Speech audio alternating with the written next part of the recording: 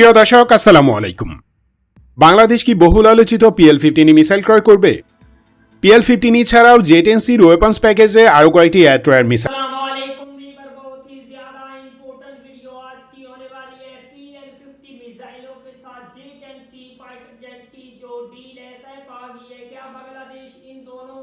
Weapon को एक साथ बाय कर सकता है। बहुत ही ज्यादा वीवर ये इंपॉर्टेंट वीडियो है। अभी तक आप लोगों ने हमारे चैनल को सब्सक्राइब नहीं किया हुआ तो जल्दी से हमारे चैनल को सब्सक्राइब कर लीजिएगा। Without wasting the time video को स्टार्ट करते हैं। প্রিয় দর্শক আসসালামু আলাইকুম। বাংলাদেশ কি বহুল আলোচিত PL-15 মিসাইল ক্রয় করবে?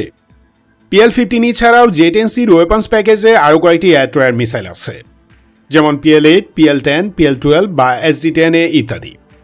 গ্রেটার জিওপলিটিক্স এবং বাংলাদেশের বর্তমান আভ্যন্তরীণ রাজনীতির টানাপড়েনের কারণে প্রশ্ন উঠছে যে বাংলাদেশ PL-15 মিসাইল ক্রয় করতে পারবে কিনা। অনেকের কাছে এটি হাস্যকর মনে হতে পারে যে এই প্রশ্ন কেন, বাট এই প্রশ্নের উৎপত্তি সাধারণ মানুষ হয়তো এখনো জানেন না। কিন্তু পর্দার আড়ালে নড়ছে কলকাঠি, চলছে খেলা। এই খেলার কুশীলব কারা এবং কেন PL-15 মিসাইল তার বলি সেটা আমাদের জানা দরকার। এমনকি জেট-এনসি ডিল ফাইনাল হয়েছে কিনা সেটাও কিন্তু স্পষ্ট নয়।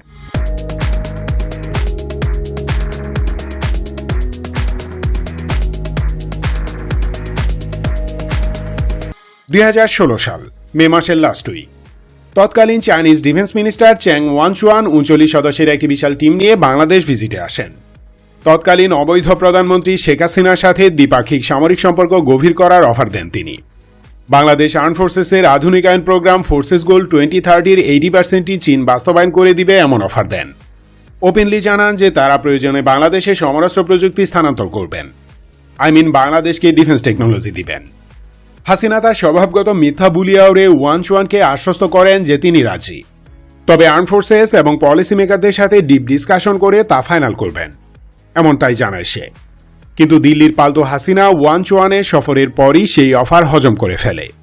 সামরিক বাহিনীকে জানায়নি যে চীন এত বড় একটি অফার দিয়েছে, বরং দিল্লির সাথে যোগসাজশ করে এমন একটা সিচুয়েশন ক্রিয়েট করে যেন বেইজিং থেকে এরকম অফার না আসে। চাইনিজ ডিফেন্স মিনিস্টারের 3 দিনের সফর বৃথা যায়।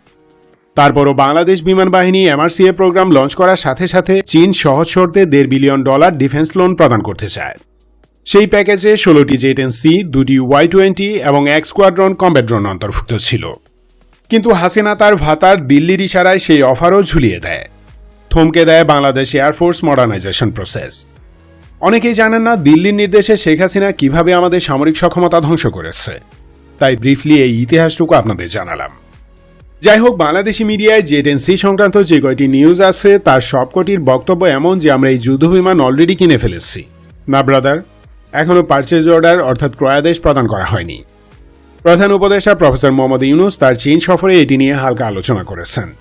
দেশে ফিরে তিনি বিমান বাহিনী প্রধানকে ফার্দার ডিটেলস ডিসকাশনের নির্দেশ দেন।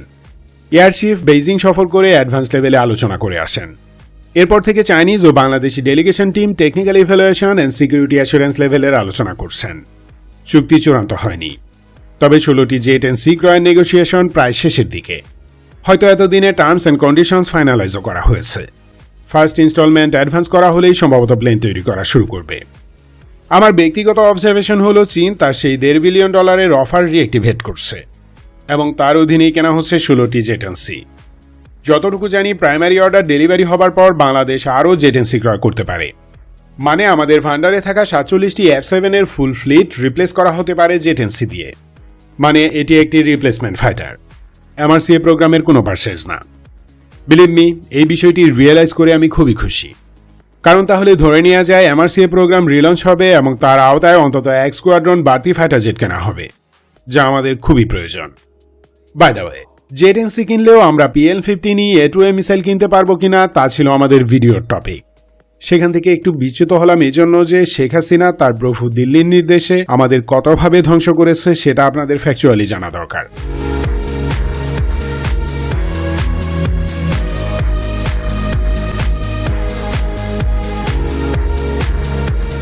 সদ্যবিগত ইন্ডিয়া পাকিস্তান এয়ার ব্যাটলে পাকিস্তানের বিজয়ের মূল 2টি কারণের একটি হলো এই PL-15 এয়ার-টু-এয়ার মিসাইল, যা ফ্রান্সের তৈরি সর্বাধুনিক কমব্যাট এয়ারক্রাফট রাফেল ভূপাতিত করেছে। অফিসিয়ালি এই তথ্যটি পাকিস্তান এয়ারফোর্স প্রকাশ করার সাথে সাথে দিল্লির ধুতি নষ্ট হয়ে যায়। রাফেল হারানোর ব্যথার চেয়েও আতঙ্ক ভর করে বেশি, কারণ যে অস্ত্র তাদের নাঙ্গা করেছে সেটি তারই সবচেয়ে শক্তিশালী ও ভয়ঙ্কর প্রতিপক্ষ চীনের তৈরি। যেহেতু ডান্ডিয়ার 4টি প্রতিবেশী চাইনিজ ফাইটার জেট অপারেট করে, সেহেতু এনি টাইম এই মিসাইল বাকি 3 অপারেটর অর্থাৎ বাংলাদেশ, মিয়ানমার ও শ্রীলঙ্কার হাতে পড়তে পারে। আর এমন হলে ইন্ডিয়ান এয়ারফোর্সের খবর আছে। এই 4 প্রতিবেশীর অন্যতম একটি হলো বাংলাদেশ। বাংলাদেশের হাতে যদি এই মিসাইল পড়ে তাহলে সেটা ইউজও করতে হবে না। রেগুলার এয়ার পেট্রোলে বাংলাদেশি যুদ্ধ বিমান সেগুলো ক্যারি করলেই হবে। ইন্ডিয়ান এয়ারফোর্স জাস্ট স্যান্ডউইচ হবে এই 2 অপোনেন্টের চিপায় পড়ে। এটি সাইকোলজিক্যাল একটি ওয়ার। डेफिनेटली बांग्लादेश जो है PN-50 मिसाइलों के साथ jet and C fighter jet को बाय कर सकता है। डॉक्टर मोहम्मद यूनिस चाइना से इस किस्म की डील कर सकते हैं और ये डील बांग्लादेश की एयरफोर्स के लिए बहुत ही ज्यादा बेनिफिट दे सकती है। ये दोनों फाइटर जेट और इसके साथ PN-50 मिसाइल का होना बांग्लादेश की एयरफोर्स के लिए बहुत ही ज्यादा जरूरी है। ये वो मिसाइल है PN-50 जिसने राफेल जैसे भारतीय तैयारे को मार गिराया था, और ये अगर ऐसे में बांग्लादेश की एयरफोर्स के पास होता तो बांग्लादेश की फिजाइया और भी ज्यादा स्ट्रॉन्ग होगी। मिलते हैं आपसे नेक्स्ट वीडियो में इंशाल्लाह, तब तक के लिए अल्लाह हाफिज।